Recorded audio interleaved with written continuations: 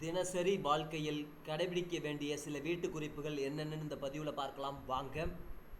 தோட்டத்தில் உள்ள ரோஜா செடியில் பூச்சி பிடித்து விடும் அபாயம் இருந்தால் சின்ன வெங்காயங்களை செடியின் பக்கத்திலேயே ஊன்றி வளர செய்தால் செடியில் பூச்சி பிடிக்காது. பழைய டூத்பிரஷ்களை தூக்கி எறிந்து விடாதீர்கள். உங்கள் வீட்டில் கிரில் கேட் மரக்கதவின் இடுக்குகளில் உள்ள தூசுகளை துடைக்க இதைவிட சிறந்த பொருள் வேறு எதுவும் கிடையாது. தென்னந்துடைப்பத்தின் கைப்பிடியில் வேண்டாத சாக்ஸை மாட்டி ரப்பர் பேன் போட்டு வைத்தால் பெருக்கும் போது ஸ்மூத்தாக இருக்கும். கையை அழுத்தாது. நீண்ட நாள் தூசி படிந்த கண்ணாடியை கழுவும் போது சூடான நீரில் 4 சொட்டு நீலம் விட்டு கழுவினால் கண்ணாடி பளபளக்கும். வெதுவெதுப்பான தண்ணீரில் ஒரு கைப்பிடி கறிவேப்பிலையை போட்டு வைத்து சிறிது நேரம் கழித்து அந்த நீரில் வீட்டை துடைத்தால் எறும்பு வராது. வாஷ்பேஷனில் படிந்துள்ள மஞ்சள் கரையை போக்க வினிகர் சிறிதளவு நனைத்து ஊறவைத்து பின்பு குளிர்ந்த நீரில் கழுவினால் கரை போய்விடும்.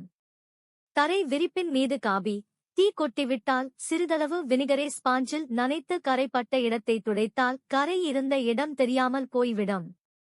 வீட்டில் பல்லி தொல்லை இருந்தால் ஆங்காங்கே பிளாஸ்டிக் கிண்ணங்களில் மணல் வைத்து வெங்காயம் முளைக்க விடுங்கள். குரோட்டன்ஸ் போலவும் இருக்கும், பல்லிகளும் ஓடிவிடும். வெங்காயத்தை தண்ணீரில் போட்டு கொதிக்க விட்டு அந்த நீரை தொல்லை உள்ள இடத்தில் தெளித்தால் ஈக்கள் வராது.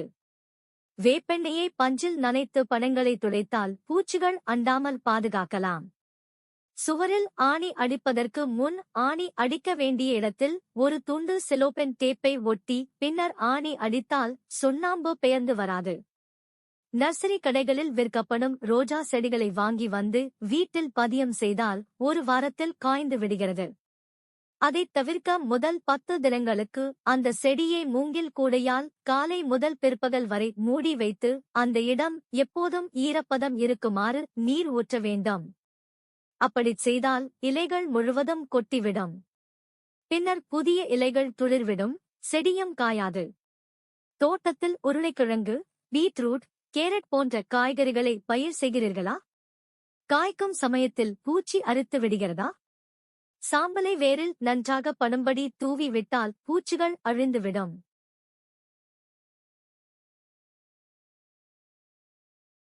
Thanks for watching this video.